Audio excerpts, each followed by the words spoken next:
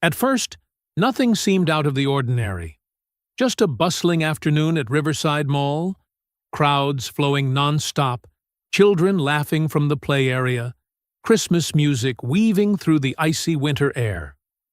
In the middle of that sea of people, a man in a light blue janitor uniform was quietly scrubbing the floor. To everyone else, he was nothing but a faint shadow blending into the background, another part of the mall nobody bothered to notice. But Thomas was different.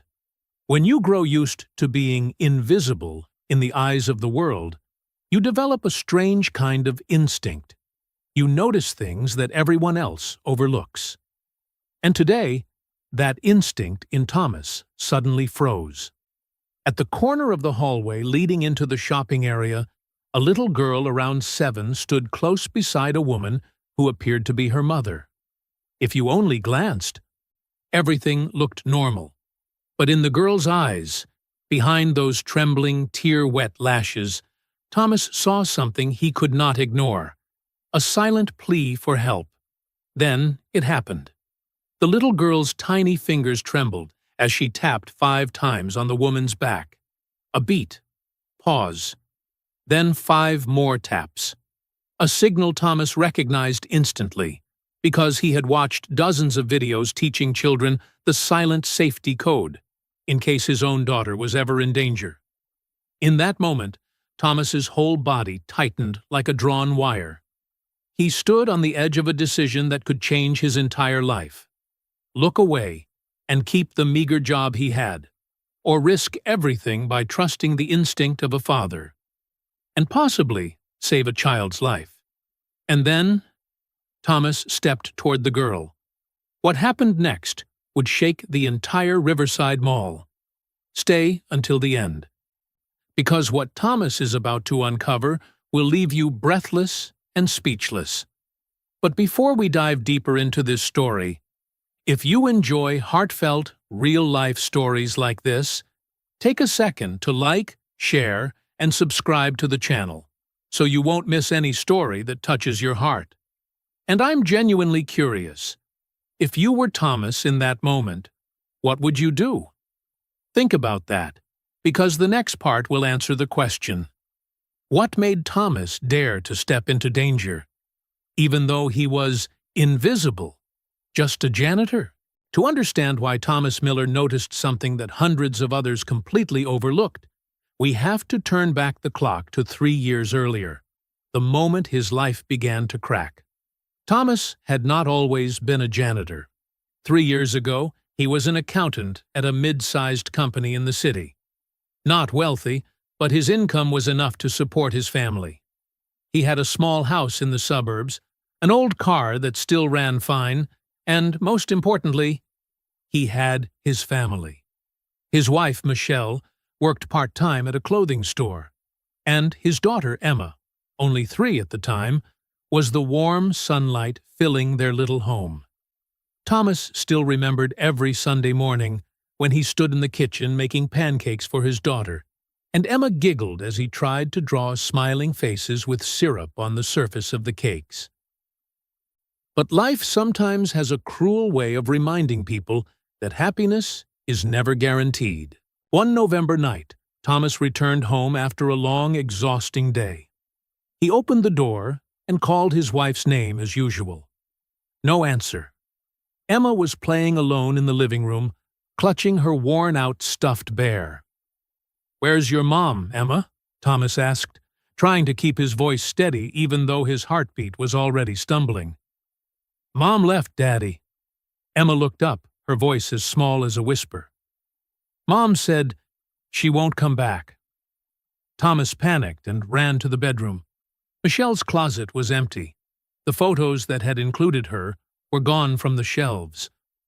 On the table lay only a signed divorce paper and a brief letter. "Thomas, I'm sorry. I can't continue this life anymore.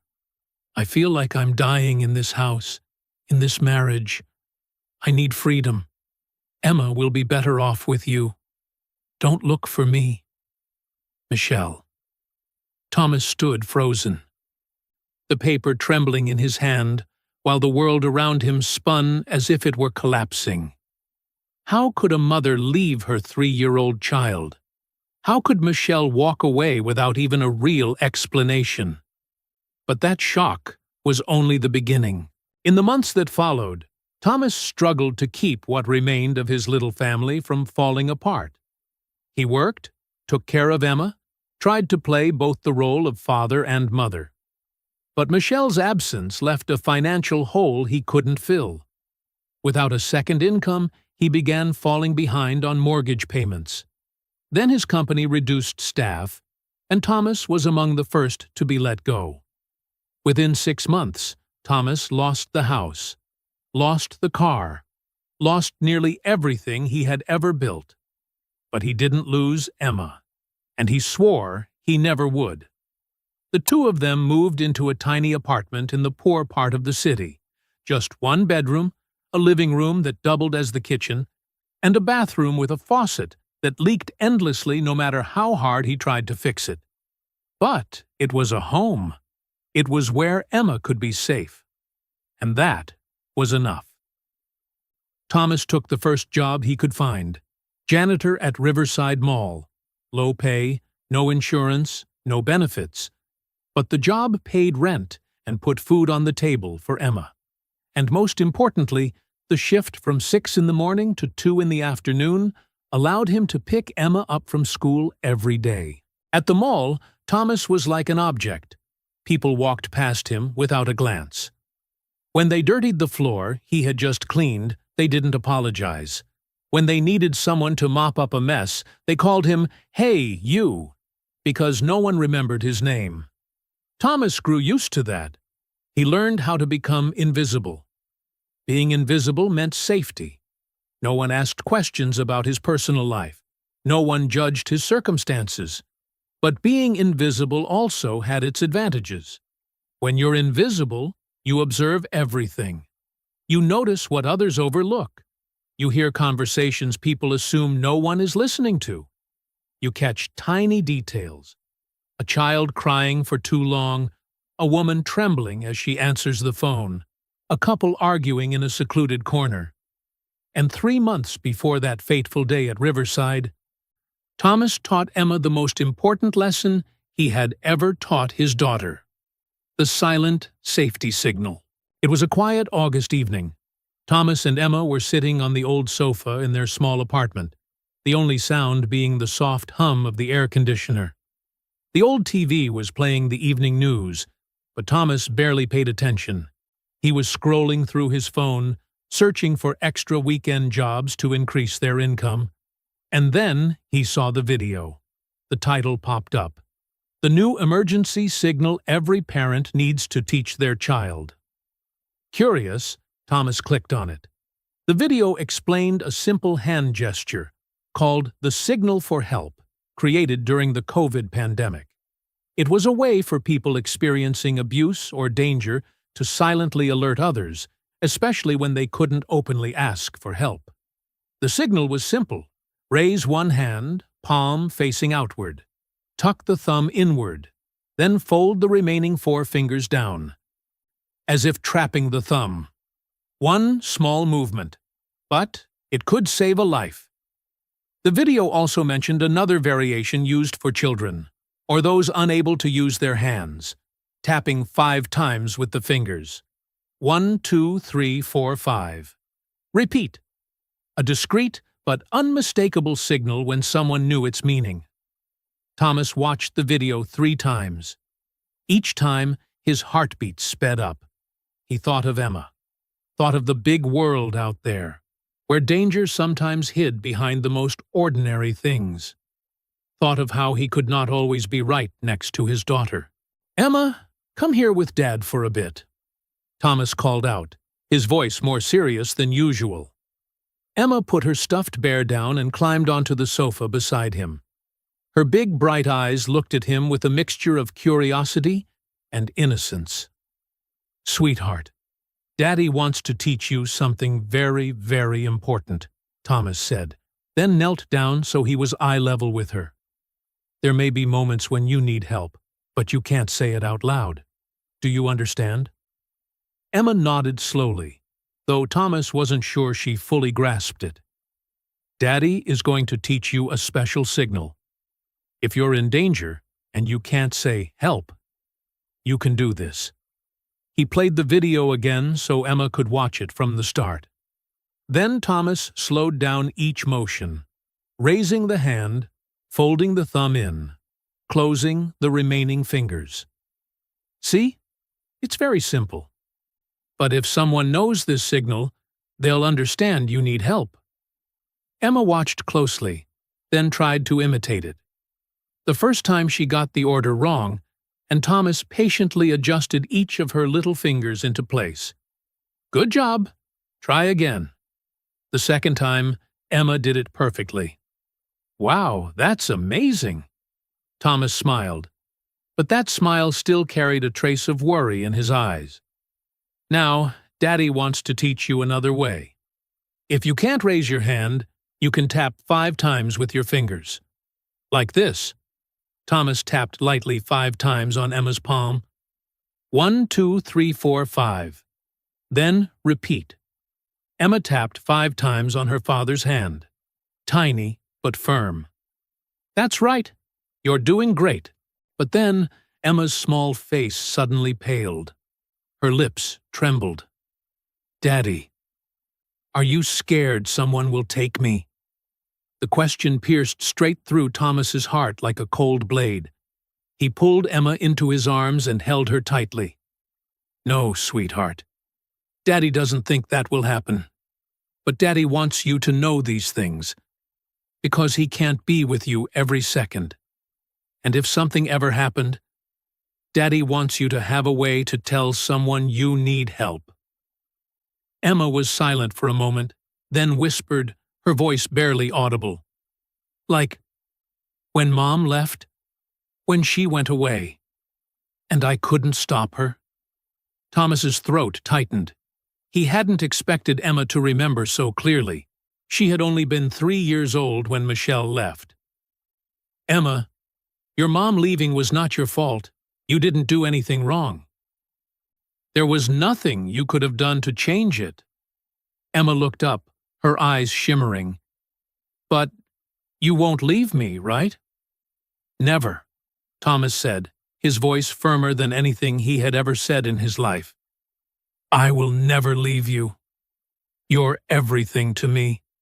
You're the reason I wake up every morning, the reason I try every single day.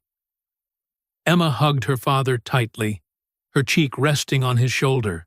I promise I'll remember the signal, she whispered. And if I see another kid doing it, I'll tell you. Or my teacher. That's right. Daddy's girl is very smart. The two of them sat quietly in the dim glow of the old TV. Thomas had no idea that just 3 months later, this small lesson would change not only his own life, but the lives of 6 other children as well. Because sometimes, a single piece of knowledge is the thin, fragile line between life and death. 3 months later, on a chilly Friday in November, Thomas woke up at 5:15 as usual. The small apartment was still drowned in darkness, with only a faint glow of streetlights slipping through the thin curtains. He carefully turned so he wouldn't wake Emma, who was curled up asleep on the little bed in the corner. With only one bedroom, the two shared the space. Thomas slept on an old mattress on the floor, while Emma got the small bed. Not ideal, but they were used to it. Thomas washed his face with cold water. The heater had been broken for 2 weeks, and he still hadn't saved enough to fix it. He put on his light blue uniform, the fabric faded from countless washes. On the chest pocket, the stitched name Thomas M. was still there, though the thread had grown thin. Before leaving, he looked back at Emma. She slept soundly. One arm wrapped around the worn, stuffed bear Michelle had bought when she was little. Thomas gently pulled the blanket up over her and kissed her forehead. Daddy loves you, Emma, he whispered. I'll be back to pick you up after school. He left a note on the table. Have a great morning, Princess. Cereal is in the cabinet. Daddy loves you. Dad. Thomas locked the door and walked down the stairwell.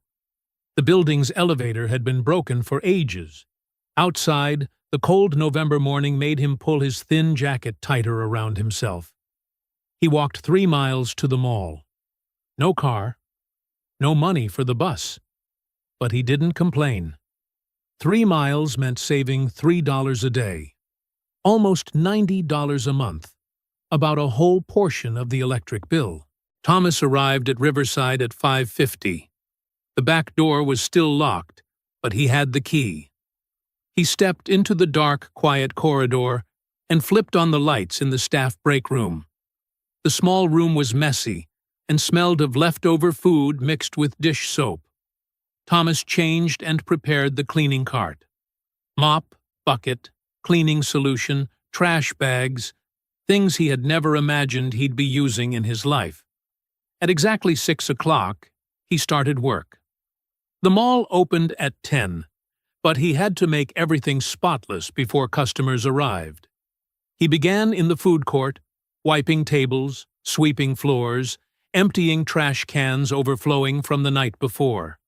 Then he moved to the retail areas, cleaning glass, polishing handrails, tidying bathrooms. The work was repetitive, monotonous, but Thomas carried out every detail with care. Not because the manager cared, he never did, but because Thomas kept his dignity in everything he did. Around 9:45, mall workers began to arrive. Stores opened, lights turned on. Christmas music floated from the speakers. The giant tree in the main hall lit up, ornaments glittering, inflatable snowmen posted at the doors. Thomas blended back into the familiar crowd, working like a shadow. No one looked at him. No one greeted him. People walked past him as if he didn't exist. At 11:30, a small incident happened. A child spilled juice right in front of the toy store. The mother panicked and called out loudly, "Sorry! Can someone clean this?" Thomas heard her and pushed his cart over. But the woman was already gone, leaving the sticky puddle behind. He knelt down and cleaned it. People stepped around him. A few even scowled. "Hey, can you hurry up?" a middle-aged man snapped. "I'm trying to get through." Thomas looked up. "I'm sorry, sir. I'll finish right away." The man muttered something about useless employees, then walked off. Thomas took a deep breath. He was used to it. So used to it, he no longer felt the urge to react.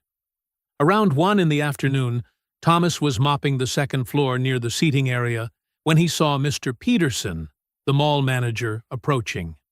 Peterson was short, round, about 50, balding, with a potbelly, and always wore a suit that looked ready to burst at the seams. He was notorious for looking down on low-level workers, especially people like Thomas. "Miller," Peterson called out sharply. "The food court floor isn't clean. I saw stains." Thomas stood up. "Sir, I cleaned it 3 times this morning. Maybe someone spilled something after—" "I don't want excuses. Clean it again. And do it right this time." Peterson turned and walked away without waiting for a response. Thomas gripped the mop handle, anger simmering in his chest. But he swallowed it. Emma needed him to keep this job. He pushed the cart back to the food court. The floors gleamed. But he cleaned them again anyway, just so Peterson wouldn't have a reason to stir trouble. And that was when he saw them. A woman in a blue coat, hair tied back neatly, leading 3 children. The 2 older boys, around 9 and 11, were absorbed in talking about video games. But the 3rd child, a little girl with light brown hair and a small frame, walked silently behind them. At first, Thomas didn't pay attention. They looked like any family out for a day of shopping. But then he noticed the way the woman held the girl's hand. Not like a mother, but like a clamp, gripped so tightly the knuckles turned white. The girl kept her head down, the spark of a child enjoying a festive outing nowhere to be found. Instead, fear. Thomas slowed his mopping so he could observe more closely.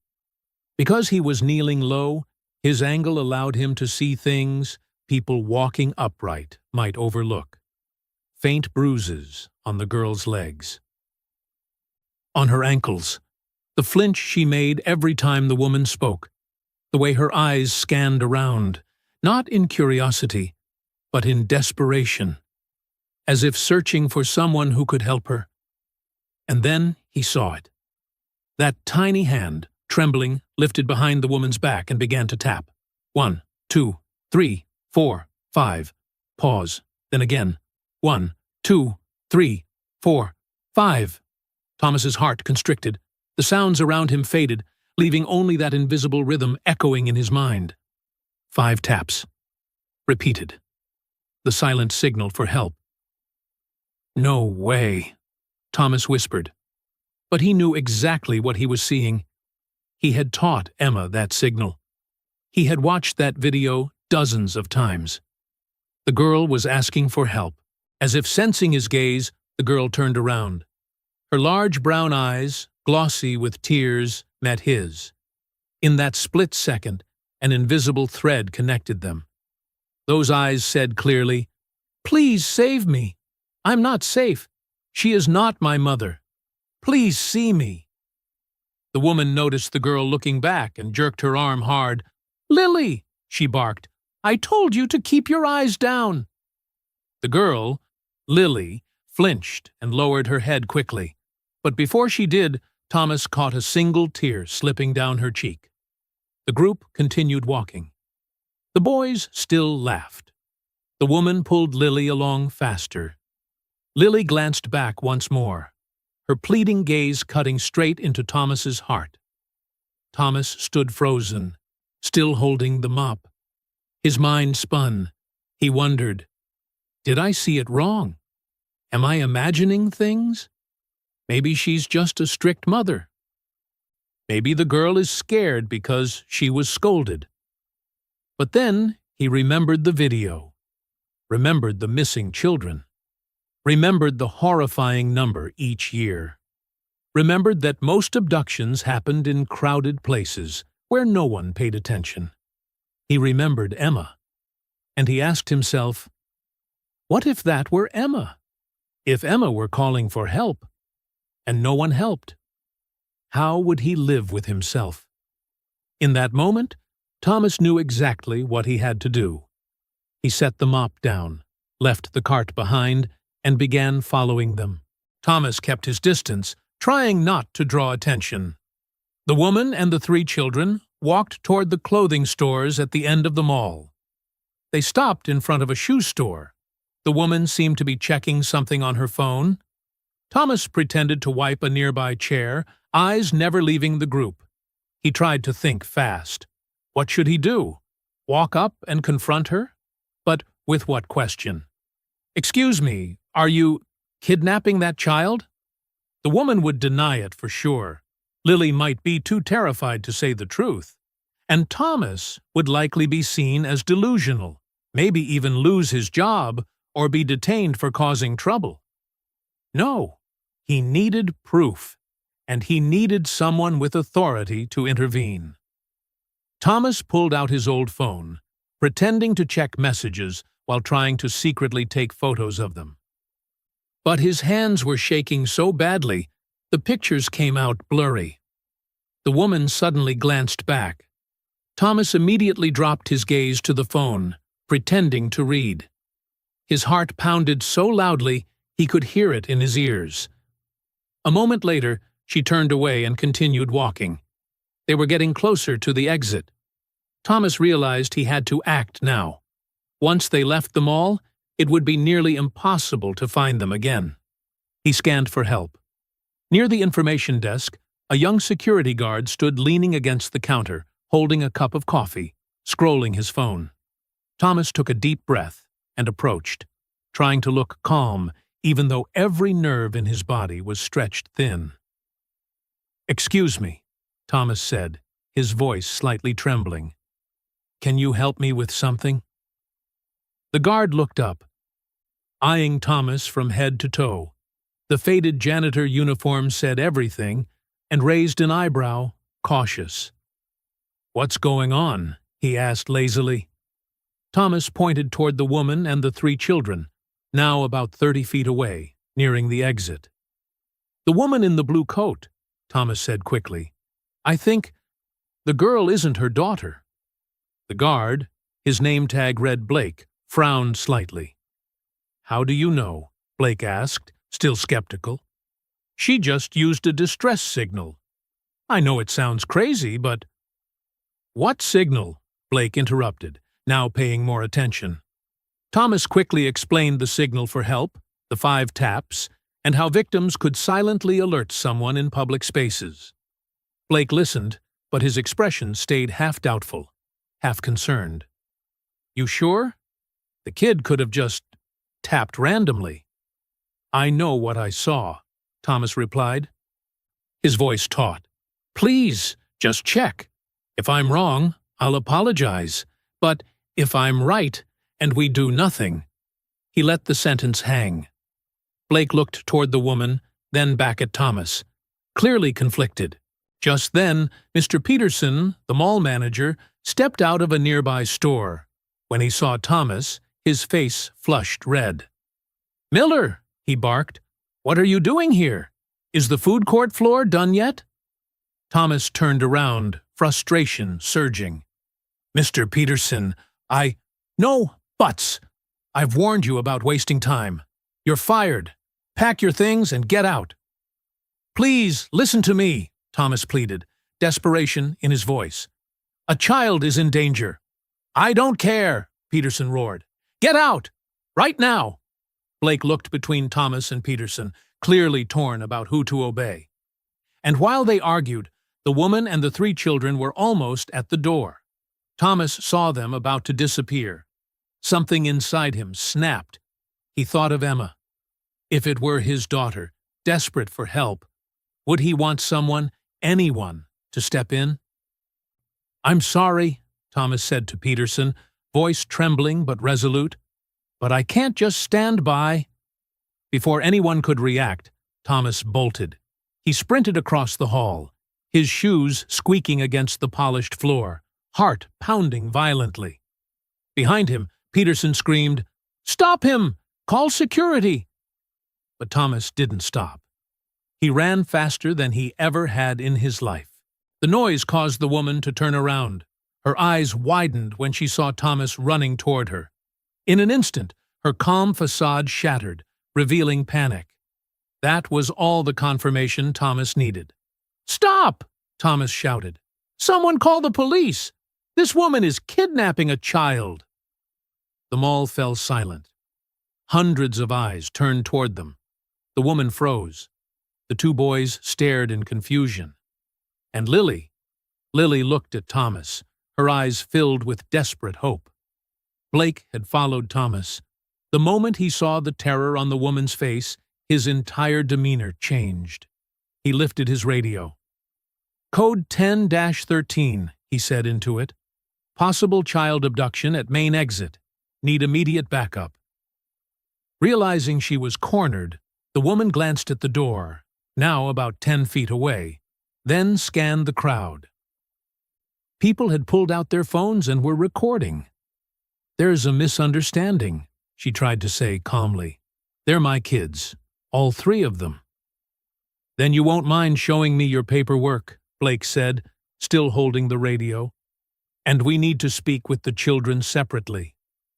"I don't have to," she snapped, but Thomas cut in. "Ask the girl," he said clearly, heart hammering. "Ask Lily if she's her mother." The crowd went silent. All eyes fixed on Lily. The girl stood trembling, tears streaming down her cheeks. The woman bent down, her voice sweet, but clearly threatening. "Lily, tell them. Who's your mother?" Lily opened her mouth but couldn't speak. She looked at the woman, then at Thomas, then back again. Fear and hope battled across her tiny face. Thomas knelt, lowering himself to eye level. His voice was soft but steady. "Lily, You're safe now. No one will hurt you. You can tell the truth. It was those two words, "You're safe," that broke her. Lily burst into sobs, her small shoulders shaking with each cry.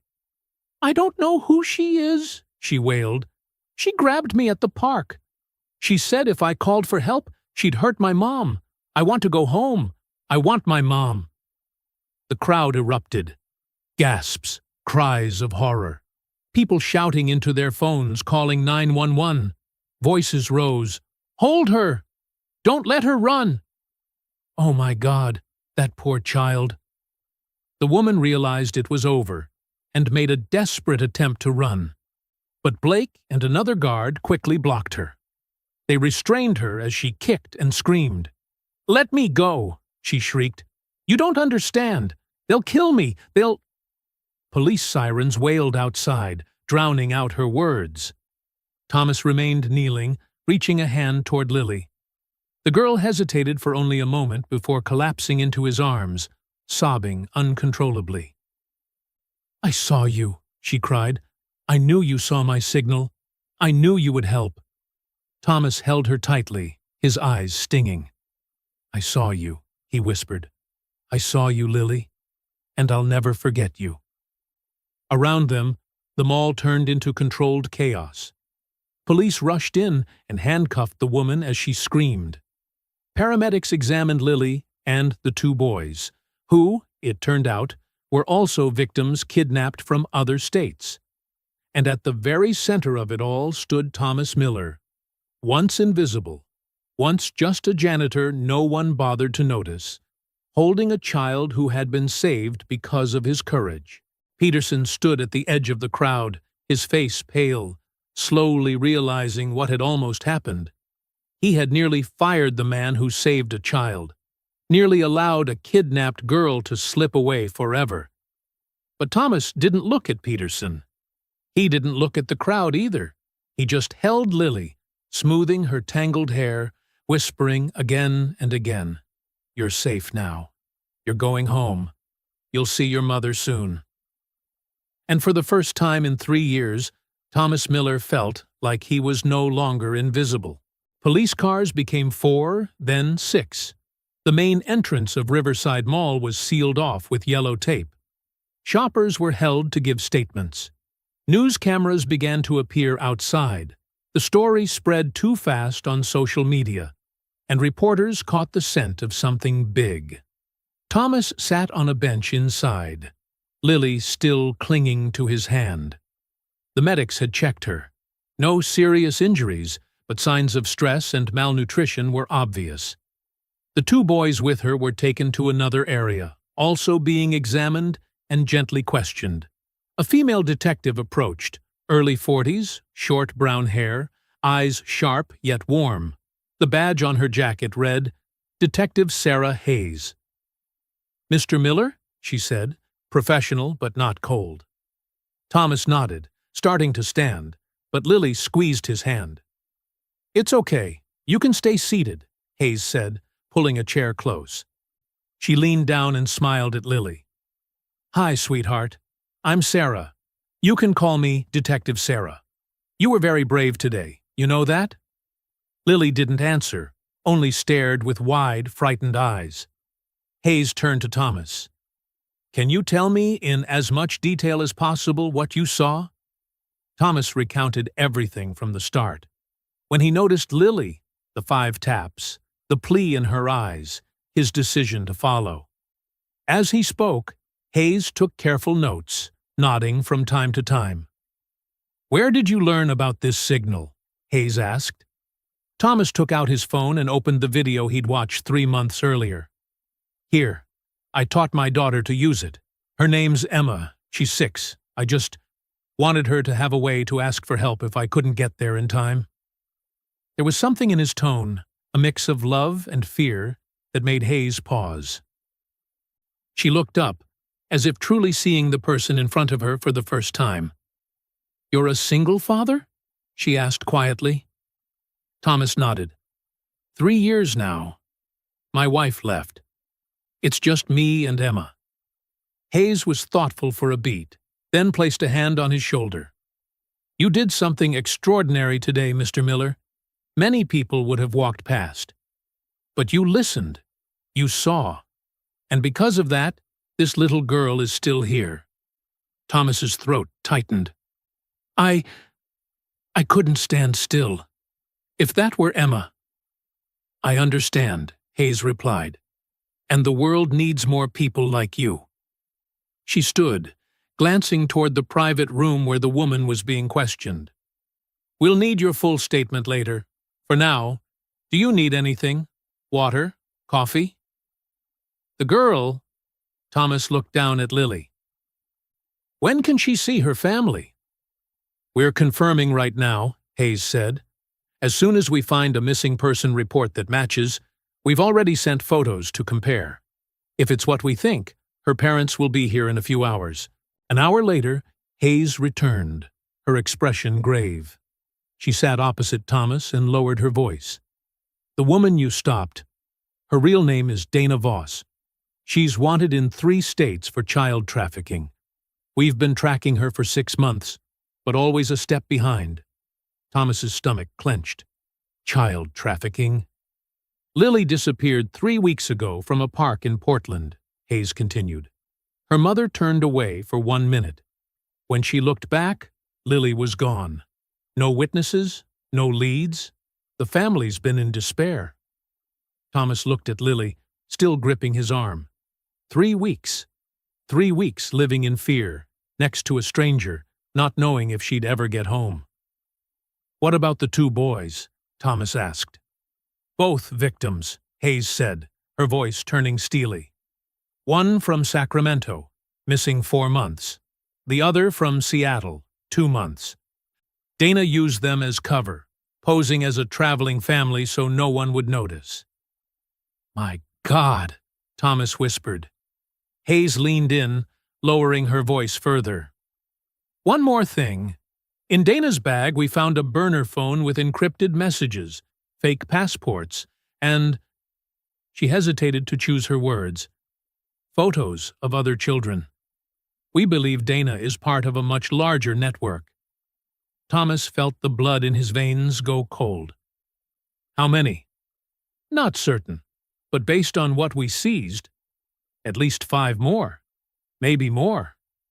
"Where are they?" "That's what we need to determine," Hayes said. "Dana is talking. She's more afraid of her associates than of us, so she's willing to bargain." Thomas met Hayes's eyes. "How can I help?" Hayes considered. "You've done more than you realize, Mr. Miller. But, if you're truly willing, there's one more way you could be involved." 2 hours later, Thomas sat in a police van, wearing a reflective vest stamped civilian volunteer. Hayes explained, Dana had agreed to cooperate in exchange for a reduced sentence, and was pointing them to where other victims were being kept, an abandoned warehouse in the industrial zone about 20 miles from the city. "Why bring him?" an officer asked, nodding toward Thomas. "Because the kids will panic," Hayes said. "They've been held captive, possibly abused. Uniforms will terrify them. Mr. Miller," she turned to Thomas, "looks like a regular person, a dad. If they see him, the children might feel safer." Thomas understood. For the first time in his life, being ordinary, not powerful, not intimidating, was an advantage. The convoy cut its lights as it entered the area. The industrial zone was a maze of old concrete shells, most of them abandoned. The GPS led them to a large building with shattered windows and graffiti-scabbed walls. "This is it," Hayes said quietly over the radio. "All units, stand by." Thomas stared at the cold hulk of a building, heart thudding. Somewhere inside, children were waiting for someone to find them. Just as Lily had waited. The officers fanned out, silent and practiced. On Hayes's signal, they surged in. The metal door was breached. Shouts thundered. "Police! Hands up!" Thomas waited just outside with Hayes, as instructed. From inside came the thudding of feet, cries, the sound of children sobbing. "Confirmed!" A voice crackled over the radio. "We've located 4 children. Medical needed." Hayes turned to Thomas. "Ready?" Thomas nodded, though no one could ever be truly ready for what they were about to see. They went in.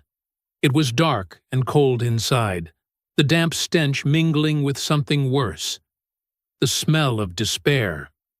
Flashlights swept down endless corridors. Finally, they reached a large room at the back.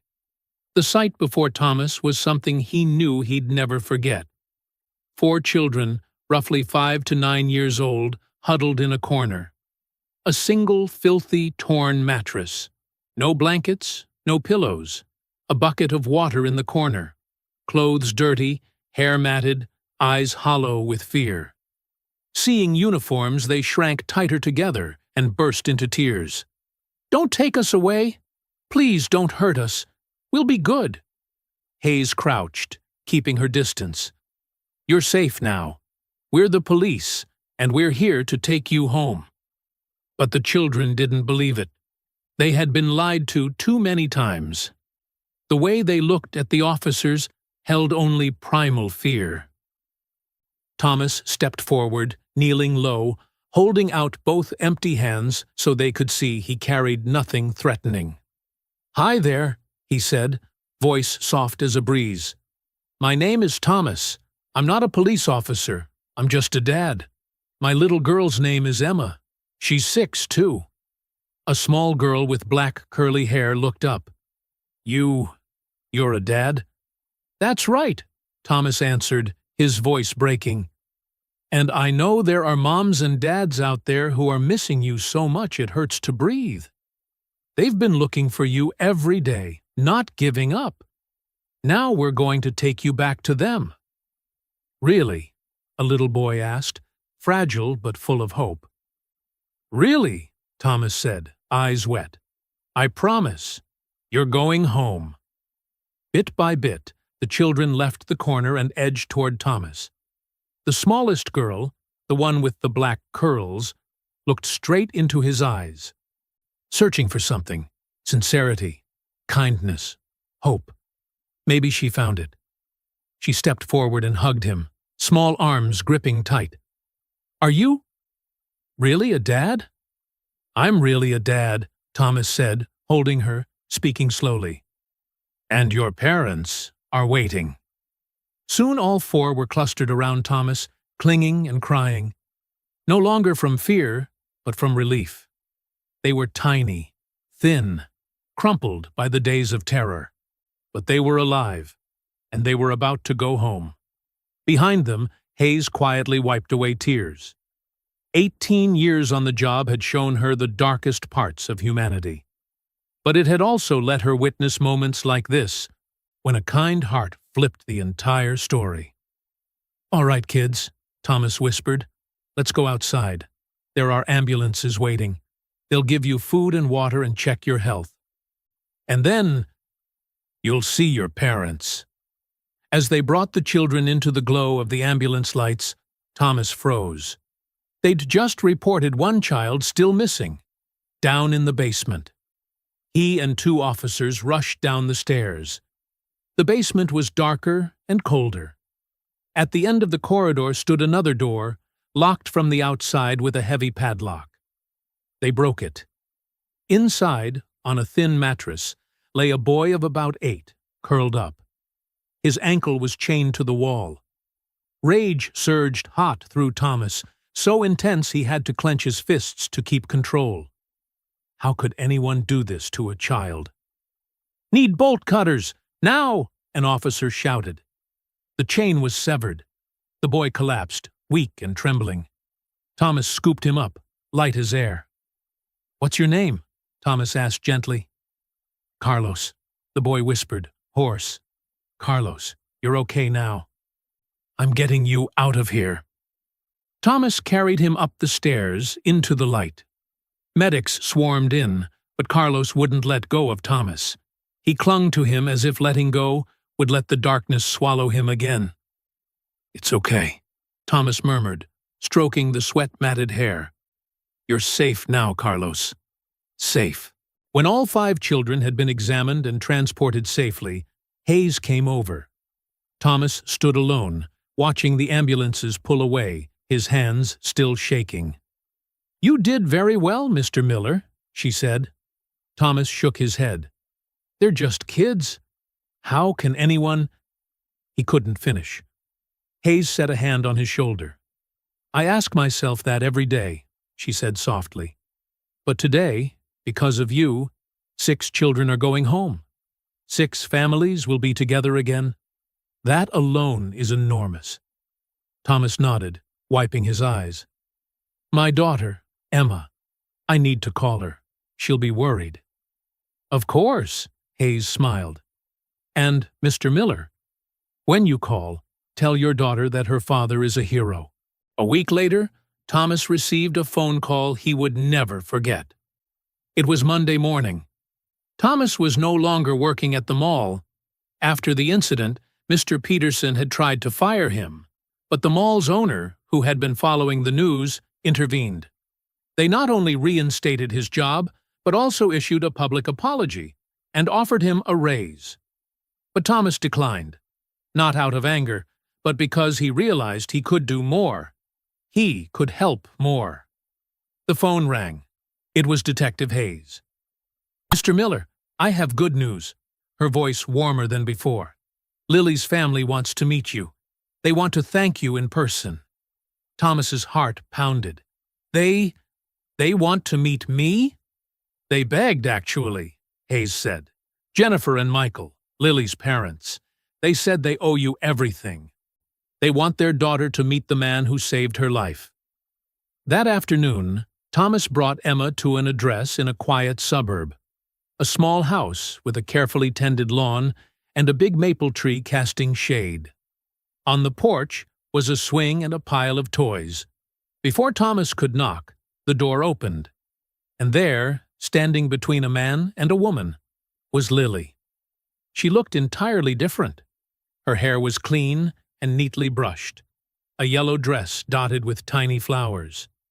But the biggest change was in her eyes, no longer hollow and frightened, but bright. "Mr. Thomas!" Lily cried, and ran toward him. Thomas knelt, arms open. She flung herself at him and hugged tightly. "Hi, Lily," Thomas said, his voice thick. "You look wonderful." "I'm home," Lily said simply. "Home with Mommy and Daddy." The woman, Jennifer, stepped forward. Her eyes were red. But she was smiling. She reached out for a handshake, then changed her mind and pulled Thomas into a hug. "Thank you," she whispered, voice trembling. "Thank you for seeing her. Thank you for not walking past. Thank you for bringing my child back." Thomas didn't know what to say. He only held the stranger who was crying on his shoulder, feeling the weight of gratitude and relief. Michael, the father, stepped up to shake Thomas's hand. The handshake was firm, but still trembling. 3 weeks, he said, voice hoarse. 3 weeks of not knowing if our daughter was alive. 3 weeks without sleep, without eating, just searching and praying. Then we got the call. She'd been found, because one man paid attention when no one else did. He paused, wiping his eyes. "Do you have kids, Thomas?"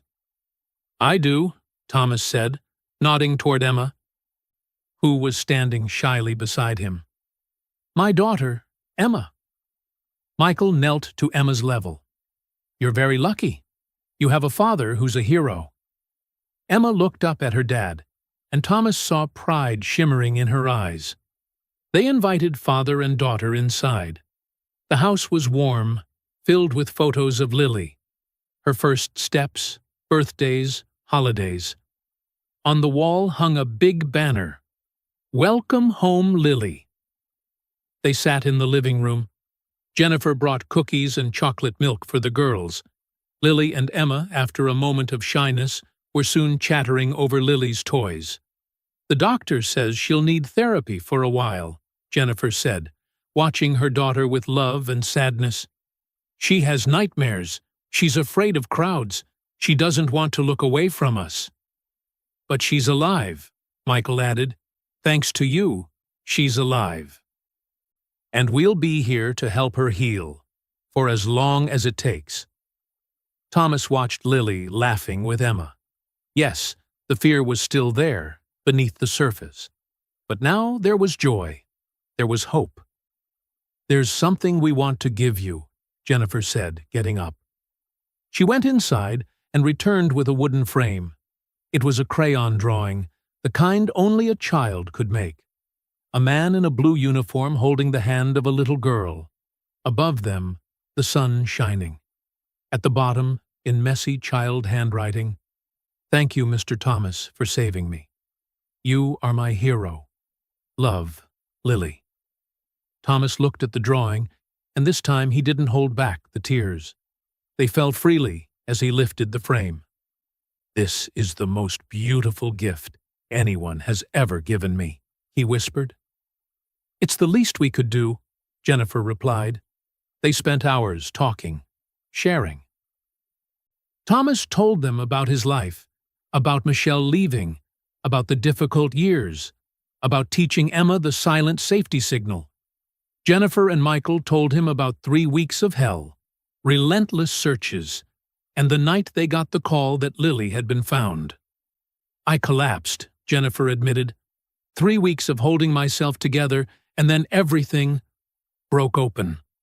But they were tears of relief, tears of joy. When it was time to leave, Lily ran over again. "You'll come play again, right?" she asked, hopeful. "I promise," Thomas said, ruffling her hair. "And my daughter Emma seems to like you a lot. You two should play again." Lily nodded eagerly, then turned to Emma and said something that melted Thomas's heart. "You're really lucky. You have the best dad." Emma looked up at Thomas and smiled, a smile that said everything. That evening, on the drive home, Emma held Thomas's hand.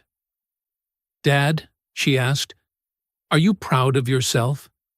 Thomas thought about the question. For 3 years, he had seen himself as a failure, losing his wife, losing his home, losing a good job, feeling invisible to the world. But now, looking into his daughter's eyes, remembering Lily safe with her family, thinking of the 5 other children reunited. "Yes, Emma," he said. "For the first time in a very long time, I'm proud of myself." Thomas's story spread like a storm. The videos recorded at the mall, captured by passers-by, exploded across social media. In just 3 days, they reached more than 20 million views. Headlines appeared everywhere. Janitor turns into hero in seconds. The invisible man becomes the nation's hero. Single father disrupts child trafficking ring. TV networks lined up for interviews. News programs wanted him on air. But Thomas turned down most of them. He hadn't done it for fame. He had done it because it was the right thing to do. There was one invitation he accepted. A local news program wanted to do a segment on the signal for help, to educate parents and children. That Thomas was willing to talk about. Under the studio lights, with Emma sitting beside him, he told his story, from beginning to end. "I taught my daughter that signal 3 months ago," Thomas said. "I never thought I'd see someone else use it. But when I did, I couldn't look away. I just couldn't." The host asked, "What made you decide to run after them, even if it could cost you your job?" Thomas was silent for a few seconds, then answered slowly, "I thought of Emma. I thought, if my little girl were there, asking for help, and I wasn't around, I would want someone brave enough to step in. I would want someone to choose my daughter over their job, over convenience, over the fear of being misunderstood." He looked straight into the camera. "If you see a child in danger, please don't pretend you don't. Don't assume someone else will act. Don't be afraid of being wrong. Because if you're right and you don't act, a child could be lost forever. The interview ended with a moment where Emma demonstrated the signal for help on camera. Her voice was small, but clear and confident. "If I'm in danger and can't speak, I'll do this." She raised her hand, folded her thumb in, and closed the remaining fingers. "Or I'll tap 5 times. Like this." She tapped on the table. "And if someone knows this signal, they'll help me."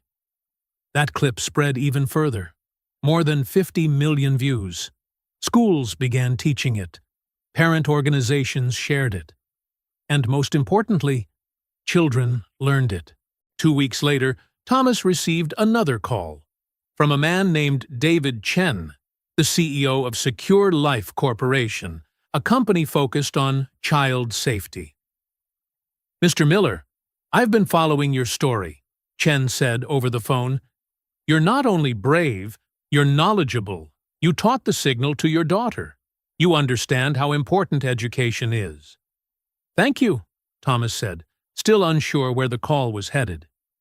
"I want to offer you a job," Chen said.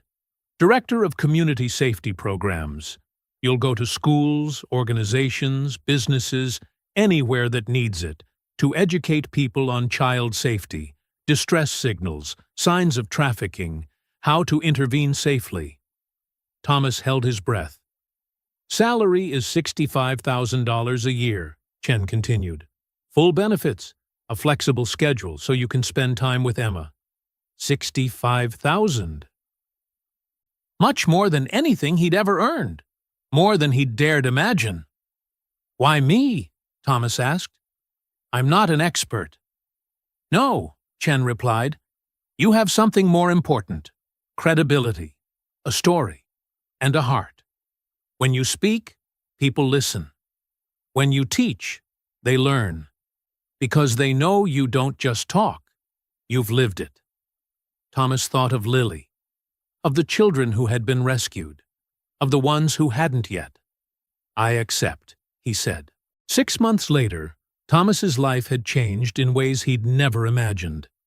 He and Emma moved out of the cramped apartment into a small house with a backyard and 2 bedrooms. Emma had her own room, decorated with stars and zebras, her favorite things. Thomas had visited more than 50 schools, teaching thousands of children the signal for help. He always told Lily's story, with her family's permission, and each time he did, he saw the light of understanding appear in the children's eyes. They understood, they learned, and they remembered. Twice, 2 miraculous times, the signal saved a life. A little girl in Oregon used it during a video call with her teacher. A boy in Texas tapped 5 times at a grocery store, and a cashier who had watched Thomas's video recognized it. 2 children saved. 2 families reunited. Each time he heard the news, Thomas felt a deep sense of purpose. He realized this was what he had been born to do. Not to mop floors or balance ledgers, but to protect children who could not protect themselves. One Saturday in May, Thomas and Emma visited Lily and her family, something that had become a weekly tradition. Lily was doing much better. The nightmares had eased. Smiles came more easily. When she laughed, Thomas was reminded of the tiny, terrified girl in the mall, tapping out her desperate signal. "Do you know what we learned at school?" Lily asked as she and Emma sat on the porch swing. "What is it?" "The teacher said you came to our school. You taught the whole class the signal." Lily was solemn. "The teacher said, 'You're a hero.'" Thomas smiled. "Your teacher is kind." "No," Lily shook her head. "You're really a hero. You saved me. And now you teach other kids how to save themselves. That's what heroes do." Thomas looked at the little girl, who had endured so much, yet still found a way to trust, to laugh, and he knew she was right. Not because he was special, not because he had superpowers, but because he had chosen not to walk away, to choose to see. To choose to listen. To choose to intervene. And that choice made all the difference. That evening, after tucking Emma into bed, Thomas sat at the kitchen table reading emails. There were invitations to more schools, thank you messages from parents, an email from a nonprofit offering him a spokesperson role. But the email that made him stop was from a teacher in Idaho. "Mr. Miller, one of my students used the signal you taught. The girl, Sarah, made it during a Zoom call. She was being abused by a family member and was too afraid to speak. But she remembered the signal. I recognized it and called the police. Now Sarah is safe, living with a kind foster family. Because of you, another child was saved." Thomas read it 3 times. His eyes stung. Another child. He looked up at the drawing Lily had given him, the man in the blue uniform holding the little girl's hand beneath a bright sun. It hung right in front of him, reminding him every day that one courageous act could change a life. Emma appeared in the doorway, rubbing sleepy eyes. "Daddy, aren't you going to bed?" Thomas opened his arms. "Come here, sweetheart." Emma climbed onto his lap and rested her head against his chest. "What are you doing?" "Reading a few messages from people we've helped." "You help a lot of people," Emma said. "I'm proud of you." Thomas kissed the top of her head. "I'm proud of you, too. You know, everything started with you. I taught you the signal because I wanted to keep you safe. Because I love you so much I can't bear the thought of any child being abandoned, with no one to protect them." "And now you protect all the kids," Emma whispered. "I'm trying my best," Thomas said. "I really am." They sat quietly like that, in the warm golden light of the kitchen. Outside, the world kept turning, but here, in this moment, everything was peaceful. Thomas Miller was no longer invisible. More importantly, he had made the world see the children who had once been overlooked. Because when a child calls for help, whether with a shout or in silence, there will always be someone to listen. There will always be someone to stop. There will always be someone brave enough to act. And that is the legacy Thomas Miller left behind. This story is inspired by real events and by countless courageous individuals who have stepped in to protect children. Each year, more than 300,000 children in the United States are at risk of being trafficked and exploited. Learn the signal for help. Teach your children. Share the knowledge. If you notice unusual signs, a child avoiding eye contact, an adult answering in place of the child, a child who looks frightened or abused, the signal for help. Raise the hand, fold the thumb in, close the fingers. Call 911 or the National Human Trafficking Hotline. 1-888-373-788. You can be a Thomas for someone's child. Be the one who sees. Be the one who listens. Be the one who intervenes. Dedicated to all the invisible heroes, janitors, security staff, teachers, parents, who see what others overlook. Thank you for listening when no one else did.